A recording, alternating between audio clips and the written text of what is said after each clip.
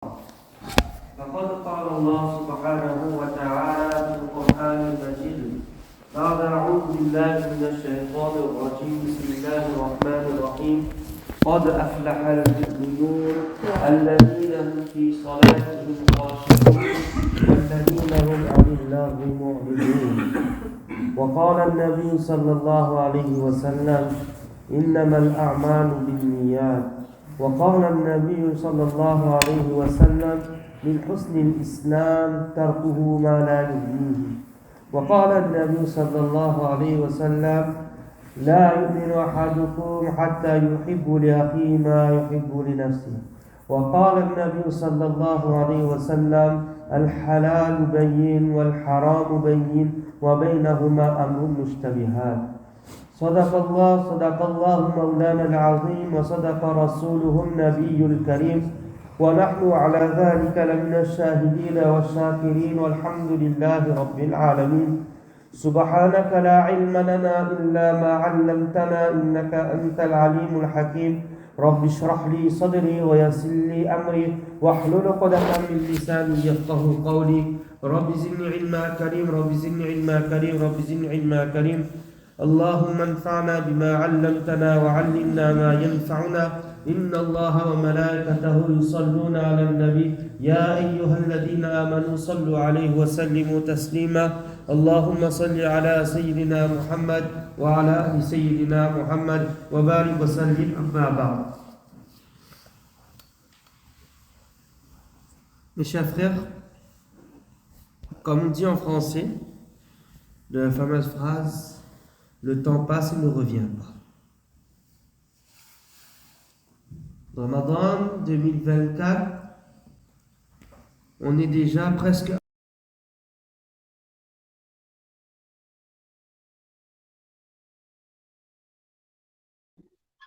amical. On a déjà fini 17-12 du Coran dans Tarawih. Ce soir, ce sera le 18e juz. Ça veut dire qu'on a déjà terminé la moitié du Coran et lundi soir, mardi soir, on va commencer le dernier tiers du Coran. Le temps passe vite. Ramadan va terminer. Et nous, on a un but pendant Ramadan. On a des objectifs à atteindre durant le mois de Ramadan. Déjà, l'objectif du Coran. Ya ayyuhalladhina amanu kutiba alaykum as-siyam kama kutiba ala alladhina min qablikum la'allakum tattaqun. On connaît tous, on a entendu ce verset depuis des mois maintenant. Ô croyants, il a été prescrit pour vous comme il a été prescrit au peuple précédent, le jeûne, afin que vous atteigniez la piété. Donc, il faut qu'avant mon Ramadan et après mon Ramadan, il y ait une différence. Il faut qu'il y ait un changement. Le mois de Ramadan, c'est le mois du changement, c'est le mois du pardon, c'est le mois de la recherche, de la proximité auprès d'Allah subhanahu wa ta'ala. Allah subhanahu wa ta'ala nous a donné les moyens de se rapprocher de lui par le biais de jeûner. Quand quelqu'un y jeûne, alors Allah subhanahu wa ta'ala crée cette capacité en lui de s'abstenir des péchés. C'est un secret entre le serviteur d'Allah et Allah. C'est pour cela que Allah subhanahu wa ta'ala dit, on peut comprendre dans le hadith Qudsi que c'est lui qui va nous récompenser pour notre jeûne.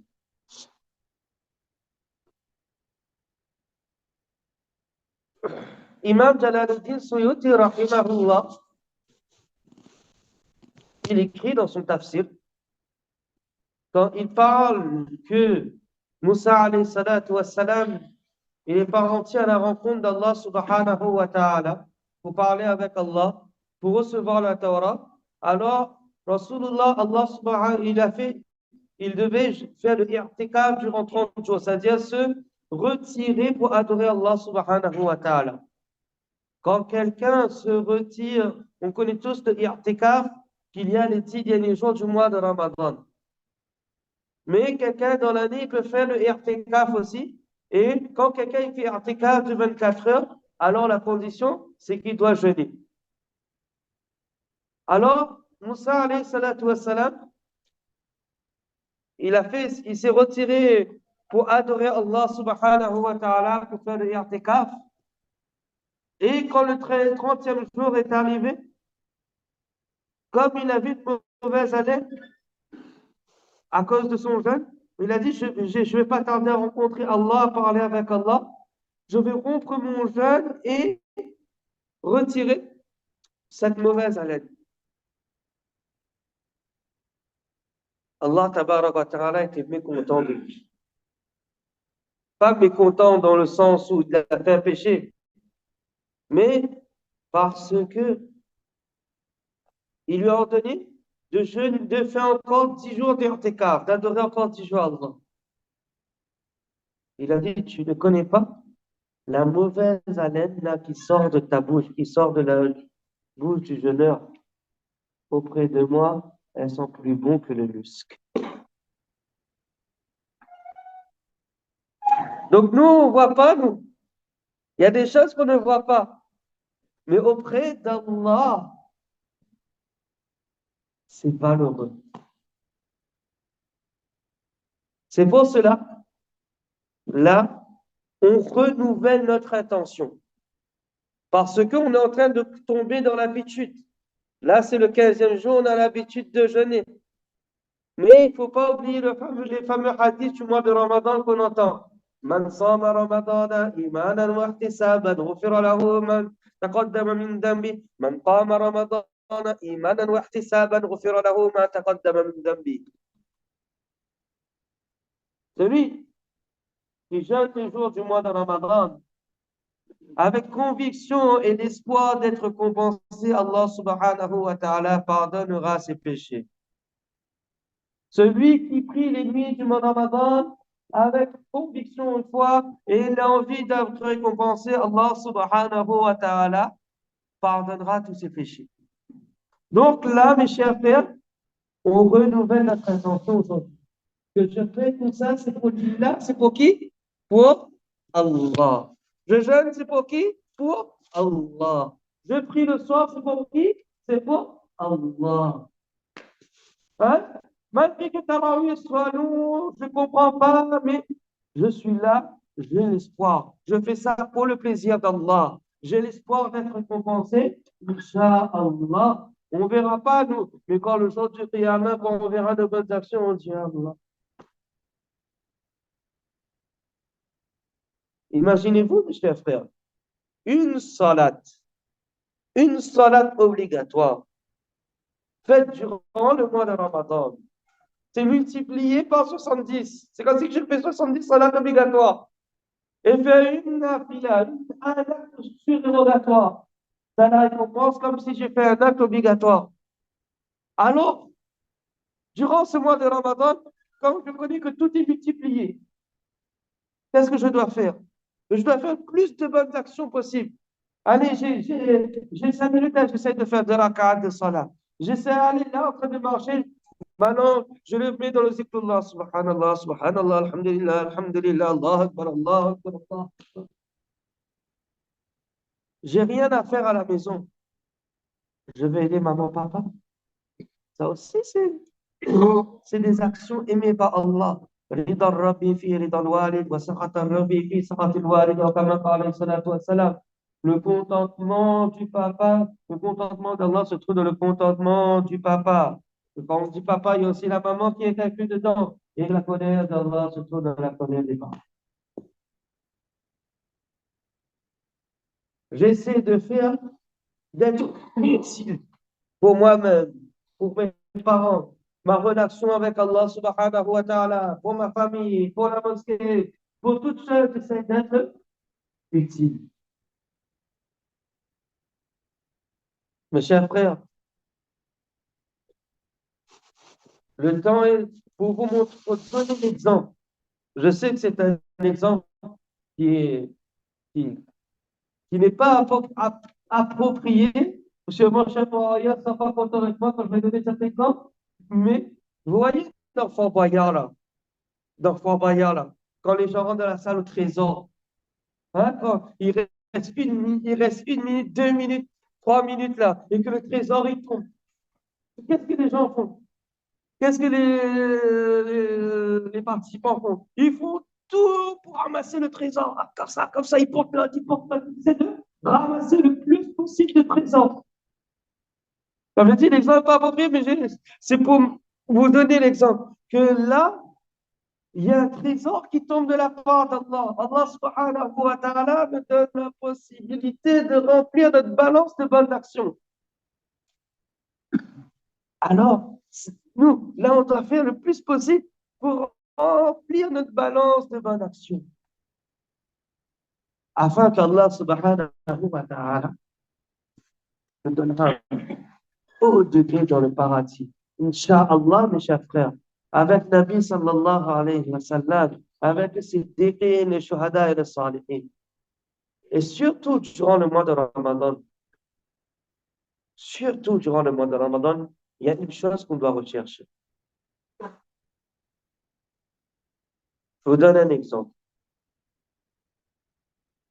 Avant de vous dire c'est quoi la chose qu'on doit rechercher.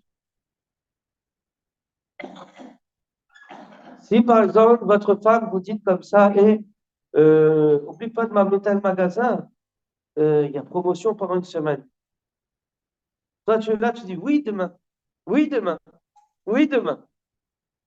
La semaine passe, la promotion elle est terminée, les promotions sont terminées. Et là, la promotion était lundi jusqu'à dimanche. D'accord? Maintenant, dimanche soir, on s'est rappelé que la promotion est terminée. Quand on va rentrer à la maison le soir, là, nous tous, on est là. La ilaha illallah, Muhammadur Rasulullah. Peut-être c'est la dernière fois que vous voyez. Parce qu'on connaît qu'on va passer un sale quart d'heure. Mais là, Allah subhanahu wa ta'ala fait promotion des bonnes actions. Mais par contre, de l'autre côté, une fois Rasulullah sallallahu alayhi wa sallam est monté sur le minbar et il a dit Amin une fois. Deuxième marche du minbar, Amin. Troisième marche du minbar, Amin. Les Sahaba, radiallahu ta'ala, ils étaient étonnés.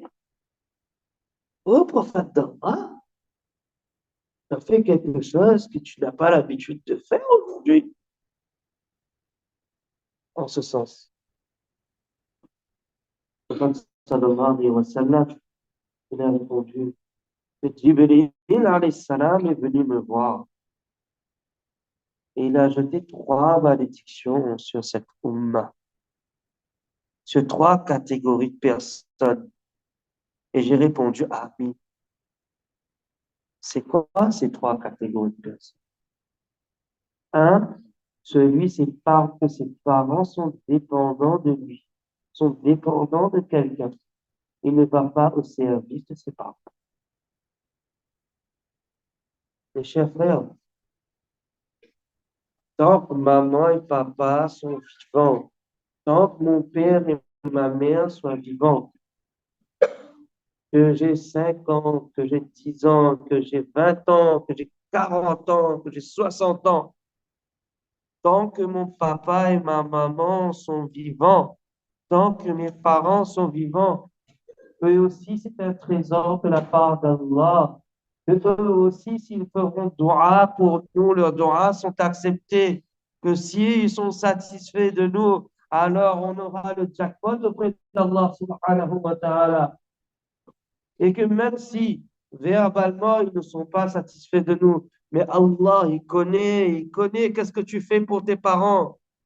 Imaginez-vous, mes chers frères, que il y aura des personnes qui auront la balance pleine de bonnes actions, remplie de bonnes actions. Mais il y aura une chose qui ne pourra pas les permettre de rentrer au paradis, c'est qu'ils n'ont pas fait le rythme et n'étaient pas au service de leurs parents, alors que leurs parents avaient besoin d'eux. Ça stoppe les bonnes actions. Il faut profiter de ses parents. il faut rester à leur service s'ils ont besoin de nous. Allah subhanahu wa ta'ala, Allah, il dit lui-même dans son kalam, Wala taqul lahuma ouf. Ne leur dites pas ouf. S'ils te demandent de faire quelque chose, ne dis pas ouf. Ne montre pas que tu es fatigué. Ne montre pas que tu es en colère. Va dans leur service. La deuxième, là je dis dans les autres, ce n'est pas dans l'ordre, c'est quand une personne entend mon nom, Muhammad, et n'envoie pas des salutations sur moi, sallallahu alayhi wa sallam.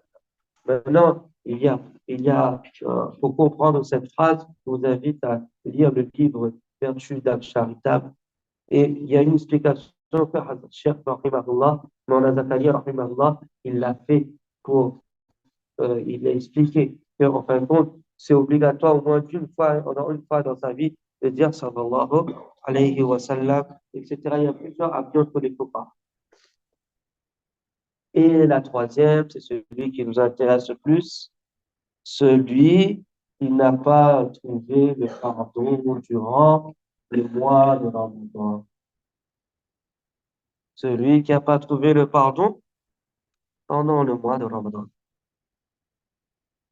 La personne qui n'a pas trouvé le pardon pendant le mois de Ramadan, alors, le prophète Jibril, alayhi salatu wa salam, il a dit, malheur à cette personne-là. Et qui a dit Amin, le meilleur des hommes, Rasulullah sallallahu alayhi wa sallam. Donc, il faut rechercher ce pardon durant le mois de Ramadan. Et un pardon sincère. Quand quelqu'un nous fait du mal, là, est-ce que pardon, c'est suffisant? Quelqu'un nous fait du mal, ah, pardon, pardon, pardon. Est-ce que c'est suffisant?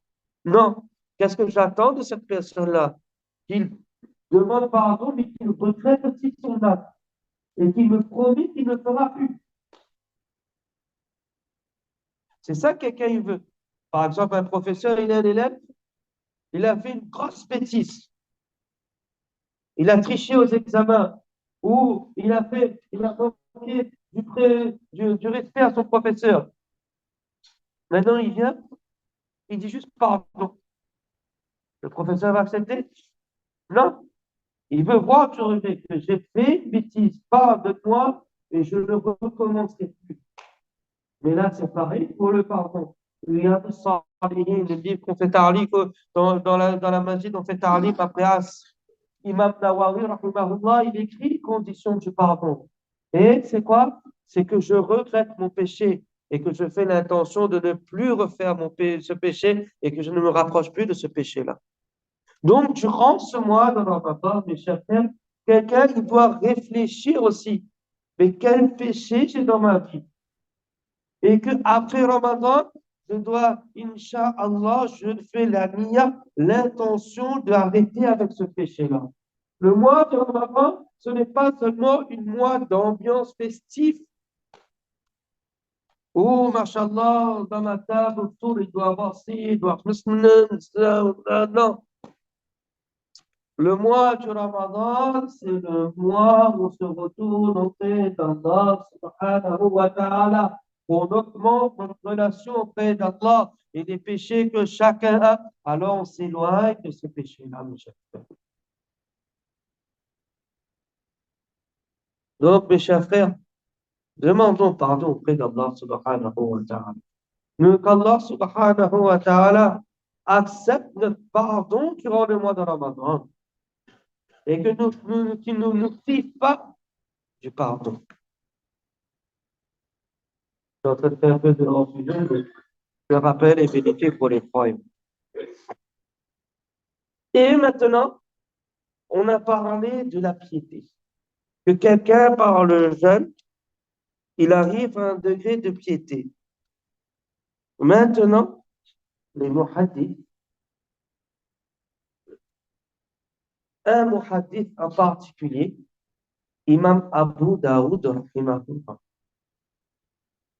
Imam Abu Daoud, rahimahullah, il est l'auteur de la compilation de Sunan Abi Daoud. C'est un livre de hadith qui est reconnu comme le troisième livre de hadith authentique. Après Sahih Muslim, après Sahih Bukhari, il y a Muslim. Tout en entend, rapporté par Bukhari, rapporté par Muslim. En troisième position, il y a Abu Daoud. Abu Daoud.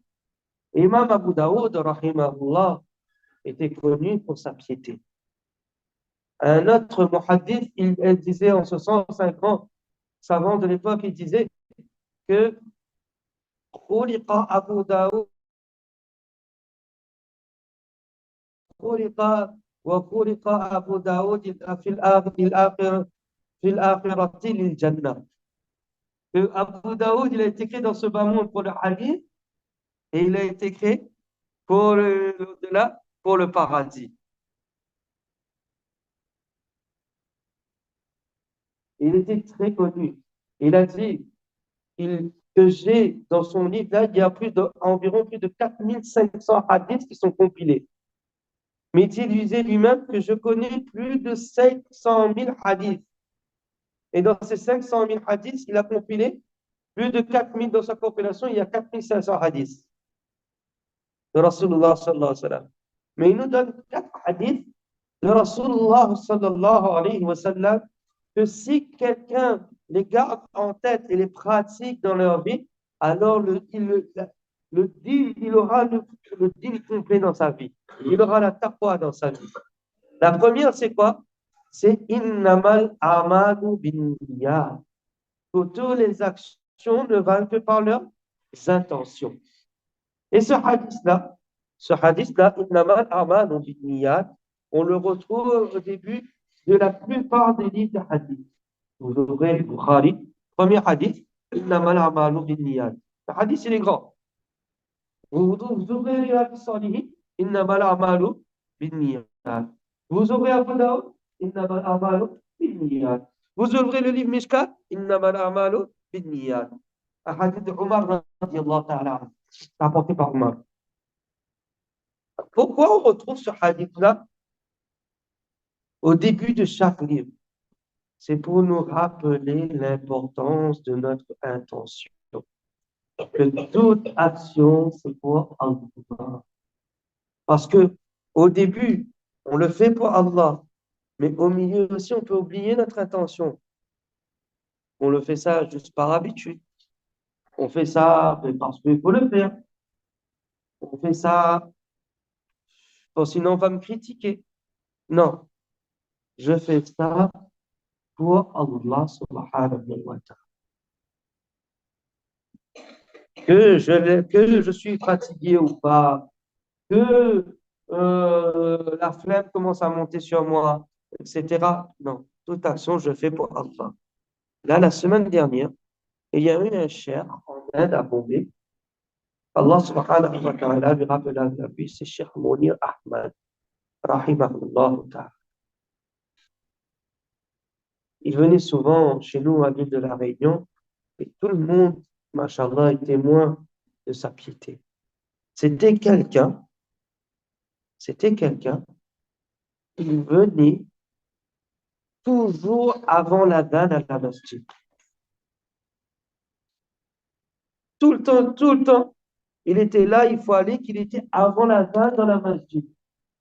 Voyageur, pas voyageur, à part s'il est vraiment dans le chemin, il devait être tout le temps dans la masjid pour l'adhan. Quelqu'un lui demanda, mais cher, t'es pas fatigué? T'es pas fatigué? Il a répondu,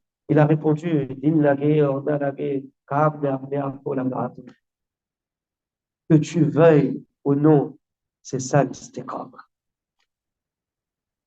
Toujours pour Allah subhanahu wa ta'ala.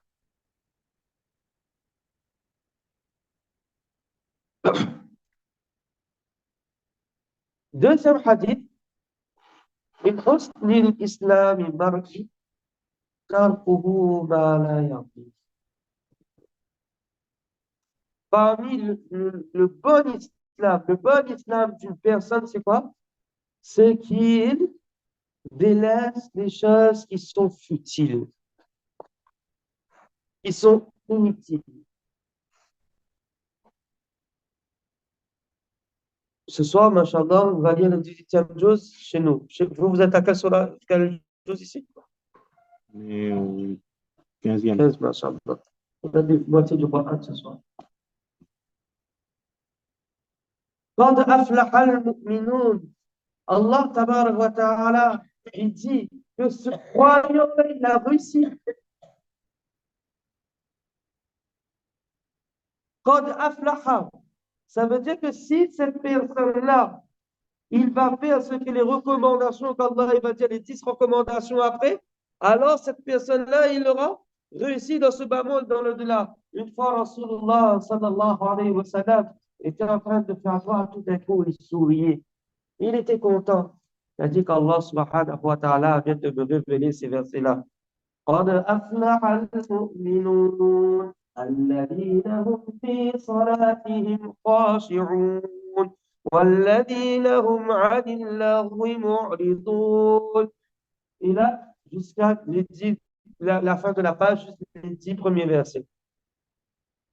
Que ce croyant-là, il a réussi. Il aura la réussite dans ce bas monde-là. Allah en arabe, quand on dit qad et qu'on utilise le passé pour un futur, ça veut dire que c'est sûr que cette personne-là, il aura. Et toute cette personne-là, il aura la réussite si un fois, il a le khushu' dans la salat. Il est concentré dans sa salat. Il fait sa salat avec concentration. Vous entendez les frères, quand ils viennent, les frères ici, le samedi matin, le dimanche matin, Khuruj, ils viennent. Et tu quoi, deuxième point, c'est quoi? C'est faire la salat avec concentration et dévotion.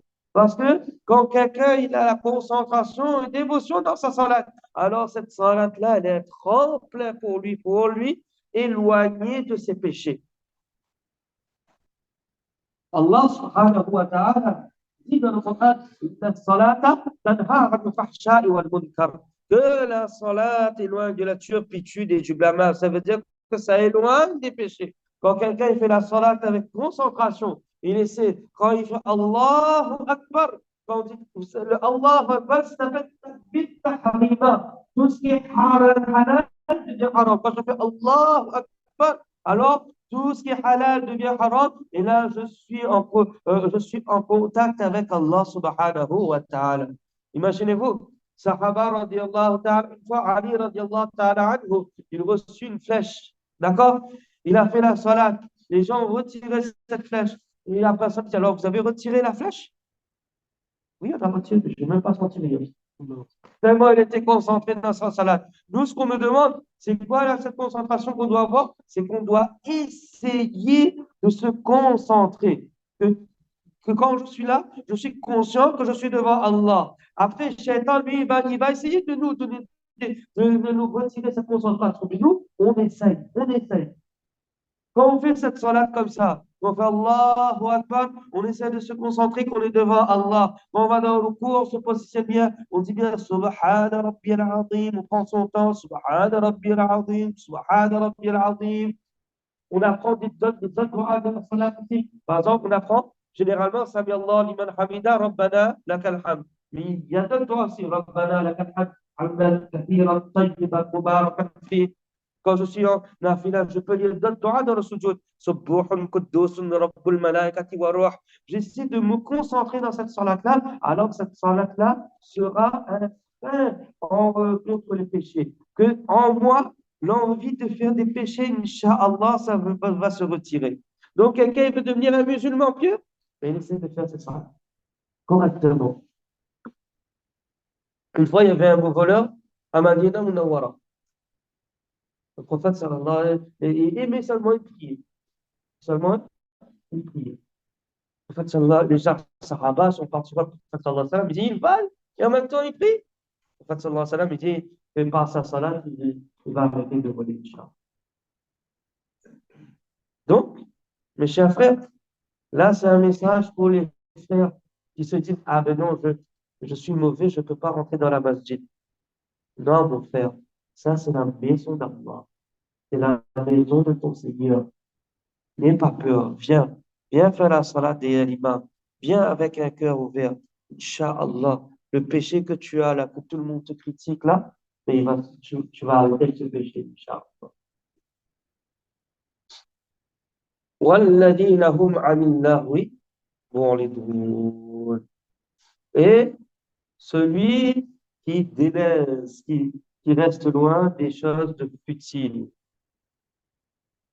inutiles.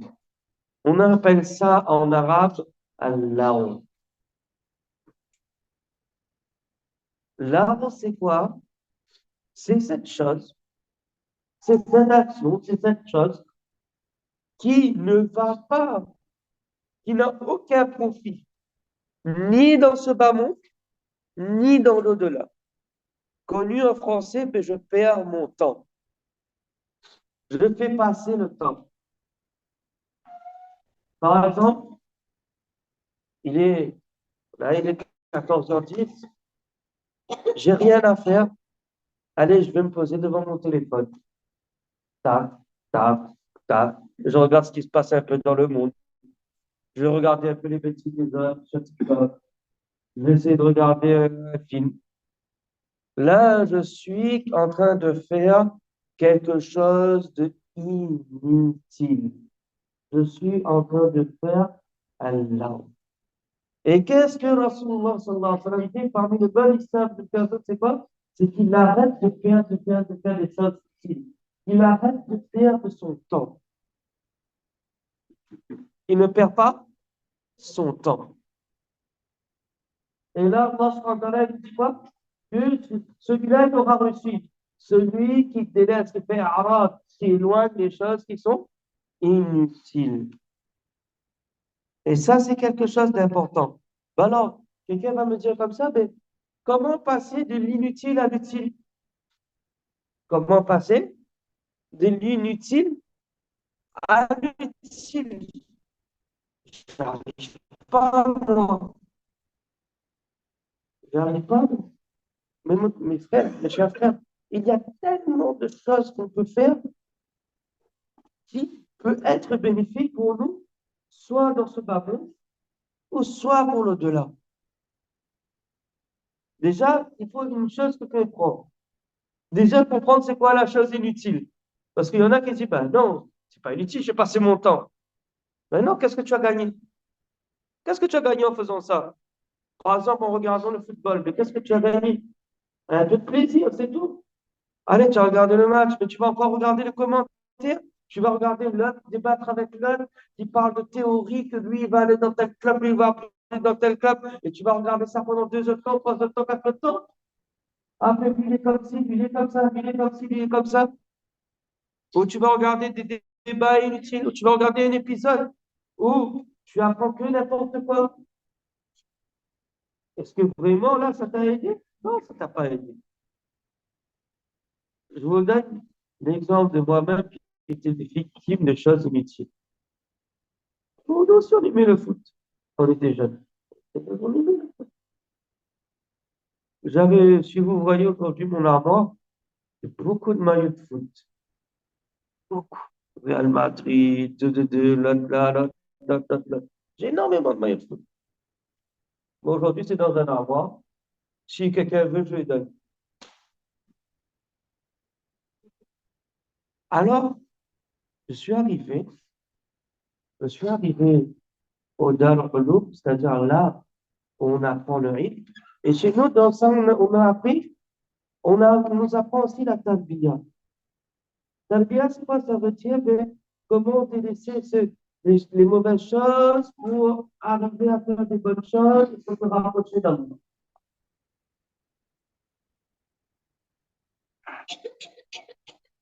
Alors, je suis arrivé le premier jour, j'ai commencé à dire, hé, t'as vu Manchester hier soir? Il y en a qui disent, chut, c'est interdit de parler de foot. Et moi, je parle pas de foot. Alors que je suis amoureux du foot. C'était triste, j'étais en rêve. Je ne pas parler de foot. Au bout de 1 mois, 2 mois, on se rend compte que je n'avais pas besoin de ça. Je dis, oh, putain, c'est combien de temps j'ai perdu? Combien de temps j'ai perdu? Des heures et des heures à regarder des commentaires de foot. regarder des émissions de foot, d'équipe TV, etc. J'ai perdu mon temps. Là, je me suis dit, si seulement j'avais utilisé mon temps pour apprendre mon Coran, si j'avais utilisé ce temps-là pour lire des livres, pour lire des magazines, pour apprendre à l'école, pour apprendre à l'école, pour avoir des meilleures notes, pour comprendre mieux la science, pour comprendre mieux l'économie, pour comprendre mieux certaines choses. Et là, je me suis dit, mais pour comprendre mieux ce qui se passe dans le monde. Si par exemple, vous lisez des livres de Cheikh Taqi Osmani, vous allez voir que comment un cheikh il peut maîtriser la finance. Il a écrit un livre sur chaque finance de chaque pays. Un cheikh. Pour vous dire comment il a avancé sur ces choses-là. Il y a un cheikh qui s'appelle Cheikh Abdullah Kapodra. Lui, il a écrit un livre sur la psychologie. L'islam, c'est vaste, mes frères. C'est vaste. Et là, et même, on se dit, punaise, si seulement j'aurais pu aider mes parents. J'ai un ami, son père est décédé. Le jour de la janaza, il était là, il dit, aujourd'hui, tu regrettes tout ce que tu n'as pas fait. Même une petite chose, même quand il t'a dit, apporte mon café et tu ne l'as pas apporté, mais là, aujourd'hui, tu regrettes pourquoi tu n'as pas fait. Pourquoi la porte des bonnes actions, elle est fermée.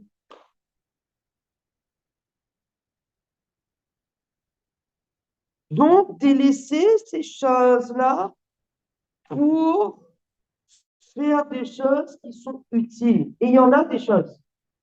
Il y en a des choses, il y a beaucoup de choses qui sont utiles. Comme je dis tout à l'heure, être au service des autres. Être au service des autres.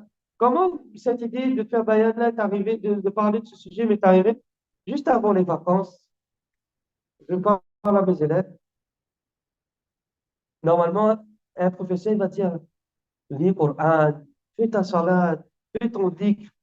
Mais nous tous, on connaît. Tu ne vas pas lire Coran toute la journée quand même.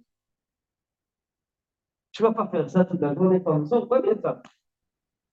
Mais donc, comment ces élèves-là, comment ces enfants-là, là je parle pour des enfants, mais c'est aussi pour les adultes, il y en a qui perdent énormément de temps. Mais il y en a tellement qui perdent le temps, comme il a dit à fois, Cheikh Nouroullah, quand il est venu il y a 3 ans, il a fait discours aussi, il a dit, aujourd'hui dans les cours, qu'est-ce qui se passe? Madame est avec son téléphone, monsieur est avec son téléphone, ils ne se parlent même pas, ils sont dans le même lit. Il n'y a plus de relation. Il n'y a plus l'interaction dans la famille aussi, il n'y a plus. On rentre chez soi, lui, il est dans son iPad, lui, il est dans son ordinateur, lui, il est devant sa télé, là, elle est devant son épisode. Et après, plus tard, au lieu de s'asseoir, de parler, de faire comme on dit, on fait un calgouzac, on regarde, on dit comment ça s'est passé ta journée, comment ça s'est passé ta journée, qu'est-ce que tu as fait aujourd'hui, aider mon frère, aider ma maman, aider mon papa. Mais non. Et après, un jour, je remarque que mon frère ou ma soeur, ils pensent à l'opposé de ce que je pense. Ils pensent vraiment, ils ne pensent pas comme un musulman. Là, je dis, mince, mais où ils sortent toutes ces idées-là? Où ils sortent toutes ces paroles-là? Et tu ne l'as pas surveillé pendant toutes ces années-là. Tu l'as laissé dans son monde. Tu l'as laissé dans le website, dans son monde. Internet, c'est un autre monde. www, World Wide, 3 ans, je ne m'appelle plus. C'est un autre monde. Mais si je laisse quelqu'un dans un autre monde, c'est sûr il va suivre l'autre monde, il va laisser, il va pas être connecté dans ce monde-là. Donc, déjà, s'aider mutuellement en famille. Ça aussi, c'est riba. Ou sinon, j'apprends des choses. J'apprends mon Coran, j'essaie d'apprendre le plus de versets. Ou je lis des livres. Ou même, il y a d'autres choses aussi. Mes chers frères, il y a tellement de choses qu'on peut faire qu'on oublie. Je vous donne un exemple. Cette vidéo a circulé partout. Un petit jeune a bondi. Qu'est-ce qu'il fait? il a appris avec sa maman comment couper des fruits. Donc, il a découpé les fruits. Il a commencé à vendre ses fruits. Lui-même, un petit jeune du quartier, là, dans le quartier. Quand tous les autres, ils jouent au foot, lui, il apprend le secret de sa maman. Nos mamans ont beaucoup de secrets, mes chers frères. Et que si on ne profite pas d'elle, quand le jour on partira, on va penser à notre maman là. Ah, elle faisait ça, mais j'ai oublié. Ah, elle faisait ça, mais j'ai pas profité d'elle. Maintenant, elle est morte, je ne peux plus profiter de cette chose-là. Je préférais jouer. Je préférais faire de mon temps. Lui, il a appris de sa maman quoi? Comment découper des fruits. Donc, il faisait des jolies barquettes de fruits et il allait vendre aux autres jeunes du quartier. Alhamdulillah, il a profité pour lui-même et il a fait profiter des autres aussi. Parce que les jeunes même du quartier disent qu'on a appris à manger des fruits. On était dans les tacos, on était dans ci. Maintenant, on revient à la source. Et c'est grâce à ce petit-là. Il était dans le rythme de sa maman. Il était accompagné de sa maman. Il a profité de sa maman. Et aujourd'hui, il fait préféter les autres. Faire sourire sa maman. Faire sourire ses parents, mes chers frères. C'est quoi la récompense qu'on fait sourire ses parents? C'est Hajj de récompense. C'est Umrah de récompense. C'est Rasulullah sallallahu alayhi wa sallam lui-même qui le dit. Donc, si je réfléchis un peu, je peux trouver des choses qui sont vraiment utiles. Dunya pour ce bas monde et pour l'au-delà. Et Rasulullah sallallahu alayhi wa sallam, quand les gens venaient, il était connu pour être euh, généreux. D'accord? Les gens lui demandaient ça d'accord, il donnait.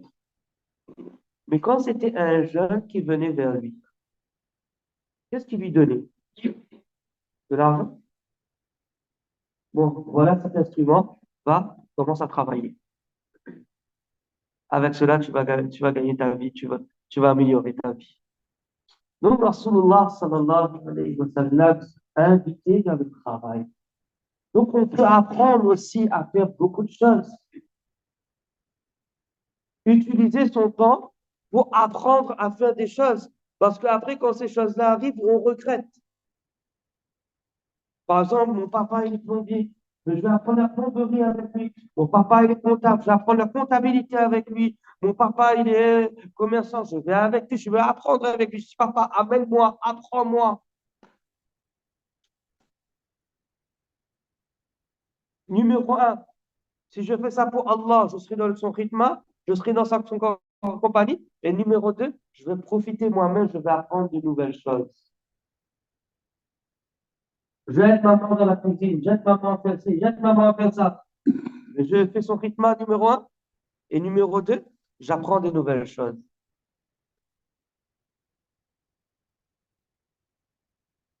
Regardez, Rasulullah sallallahu alayhi wa sallam, après la bataille de Badr, après la bataille de Badr, qu'est-ce que Rasulullah sallallahu alayhi wa sallam a demandé aux prisonniers de Badr pour être libérés?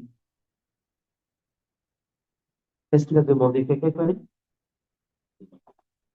Il a demandé à ces prisonniers-là d'apprendre à nos enfants à lire et à écrire, et vous serez libérés. Il n'a pas demandé d'autre chose.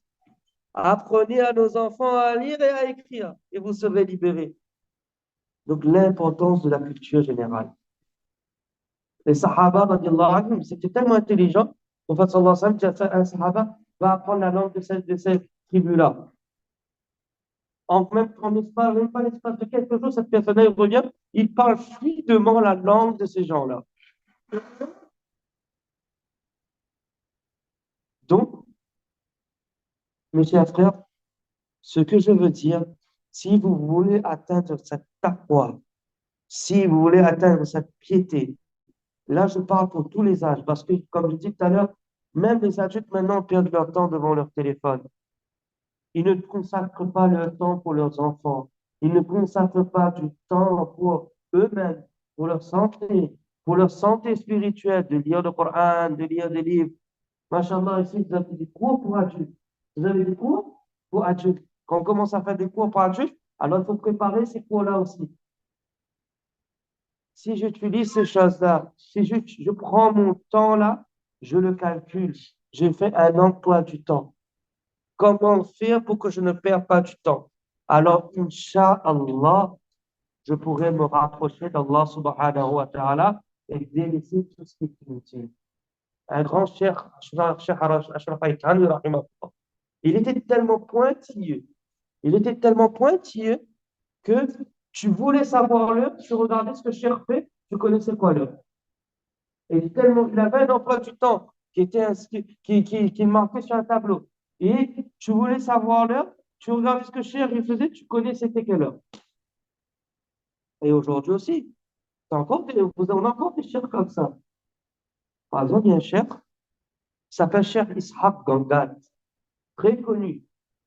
Il était l'ancien directeur de la madrasa de Saint-Pierre. Madrasa qui a beaucoup de femmes, machallah, gagné des concours à Makkatul Mukarrama. Tout le monde connaît. Il est toujours dans la khidma des Jama'a.